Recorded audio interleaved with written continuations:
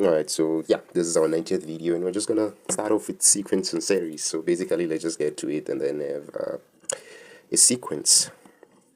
Basically, a sequence will just be numbers written in a definite order. It's basically a number pattern. You can think of it as a number pattern, basically. So then we can denote a sequence as some sort. Let's just write this. This will basically just AN will basically just show you the general formula of that. And basically what we can do is denote where this thing starts. It can N can go from 1 all the way up to infinity and that. So an example of that, we can basically have a geometric series, geometric sequence. Then basically we can have something like this. This will basically be if you plug in 1, then you basically have 2, and plug in 2, then you basically have 4, and then plug in 3, then basically you have 8, and then it progresses like that, and 2 to the n. So since it's an infinite sequence, then you just show that it progresses like that. So it's not something that's quite complicated, really. And then you have following properties of sequences. Obviously, like in math, basically whenever they introduce a topic, then they basically show you that we have this following properties on that certain type of thing.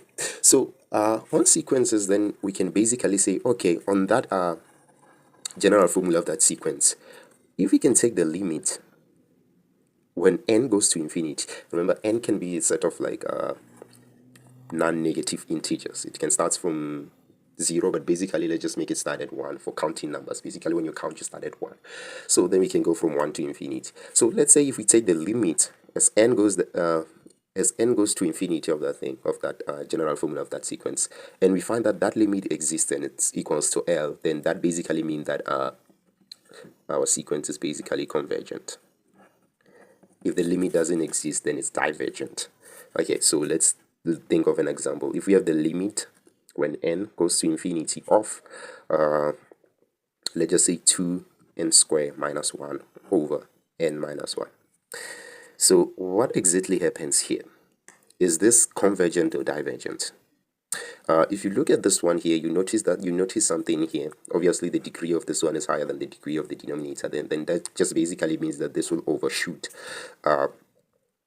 higher than this one. So that basically means that this thing will basically be infinite. Infinity is not a number, so that basically tells you that this is basically divergent. So if you have an being equals to 2n squared minus 1 over n minus 1, this basically tells you that this is a divergent sequence. If you have that sequence, basically you can denote it like this: 2n squared minus 1 over n minus 1 as n goes from 2 to infinity. You can denote it like that. It's a divergent sequence. So another example can include that if we have the limit, let's say maybe we have the sequence, the following sequence. Let's say we have 1 over 2 to the n. 1 over 2 to the n. So if you have the following sequence, then basically you can even like write a few terms of that. Notice that if we say we start from 1 to infinity, notice that you'll have a first term half, second term 1 over 4, third term 1 over 8, proceeding like that basically, 1 over 2 to the n, and it basically just progresses like that. We have an infinite number of terms in that. So yeah, so then if you take the limit of this as n goes to infinity, what do you realize? You realize that this will basically be 0. 0 is a number, that's L. So that basically tells you that this is convergent. Alright, now I think you pretty much get the idea of what's happening. Now let's look at this thing here. We have half 1 over 4. Notice that 1 over 4 is less than half. Notice that 1 over 8 is less than 1 over 4. So basically what you see is that this is a decreasing sequence. It's the number of the terms are decreasing. So as n increases, then an decreases. So basically what you realize is that an plus 1 is technically what? It's less than an for all n of this one. It's a decreasing sequence. Okay. So a sequence that satisfies this condition for all n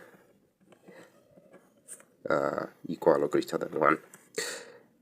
Or we find that this, if it's increasing for all values of n as well, for all values of n in that particular sequence, then this basically means that our sequence is basically monotonic.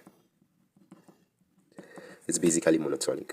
because it's always increasing or it's always decreasing. It's a fixed, it cannot either increase or decrease, it has to fix it.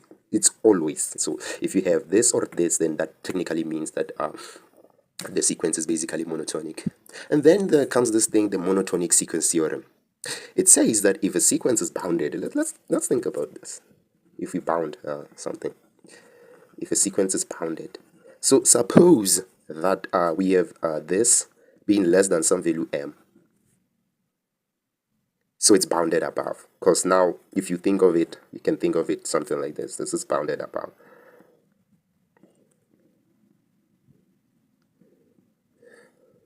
Okay, so here, this has to be true for all values of n in that particular sequence. It has to be true for all values of n. Just keep that in mind. So if you think of it like this, you can think of a sequence being something like this. It basically goes up, up, but for all values of n, this is basically less than the value m. We can think of m being like that, somewhere there. So this basically, it's bounded above. It's basically restricted from passing this value m. So it can be equals to m, that's fine, but it cannot produce a value that's upper than m, so it's bounded above. Similarly, you know what it means to be bounded below. So a sequence is bounded below if for all n you get that that sequence is basically upper than that value. Upper than, you can just use a small m, doesn't really matter which values you use here, but this technically means that this is bounded below. And then a sequence that is basically between two sets of values, it doesn't really matter. So you can think of a sequence being fixed between two values. It can either be like this, something like this. It lies between two sets of values. In this case, it will lie between capital M and small m. If a sequence is bounded both from above, if a sequence is bounded from above and below, this technically means that that sequence is basically a bounded sequence. It's bounded. It's a bounded sequence. If it's bounded from both above and below, then it's a bounded sequence. Okay, it's a bounded sequence. So now let's go back here. If a sequence is bounded and it's always increasing or decreasing, then that sequence is basically convergent, and that's the monotonic sequence theorem. It states that every bounded monotonic sequence is convergent. Remember that. Every monotonic, every bounded monotonic sequence is basically convergent. And that's basically the idea of sequences. Then that's 11.1. So let me give you an idea of what basically happens. Think of a sequence being defined by this 1 over 2 to the n minus 1. And let's say that n technically goes from 1 to infinity. So what exactly happens in this thing? Notice that something here. We know that an is basically this 1 over 2 to the n minus 1 from here. And notice that an plus 1 is basically going to be 1 over 2 to the n plus 1 minus 1, which you can simplify as 1 over 2 to the n multiplied by 2, so you have 2 times that, and minus 1. So basically you can see that the denominator basically has increased. The denominator is technically increased. So once you increase the denominator, then that basically means that the total quotient, the quotient of that will basically produce a less value than when you have initially. This is not a proof that an plus 1 is less than an. You're going to have to use mathematical induction on that. I'll do a whole video of how you do induction on sequences, but the idea here is to show you here that the sequence is basically decreasing. It's always decreasing. I'll prove that when I do induction.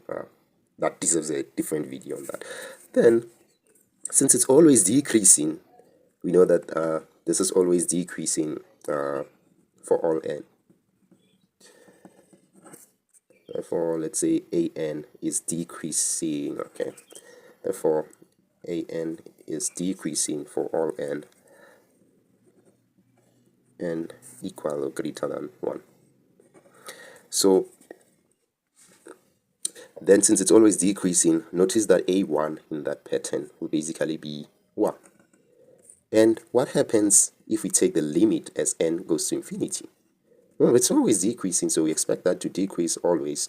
Then notice that this limit will basically be 0. So that means that this sequence is bounded. All the terms will basically be between 0 and 1. So in other words, we can basically write this. This is true always. So it's bounded. It's a bounded sequence. It's always between 0 and 1.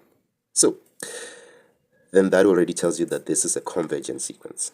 It's bounded from both below and above. So then that means it's convergent. Alright. Thanks for watching. Don't forget to share and subscribe.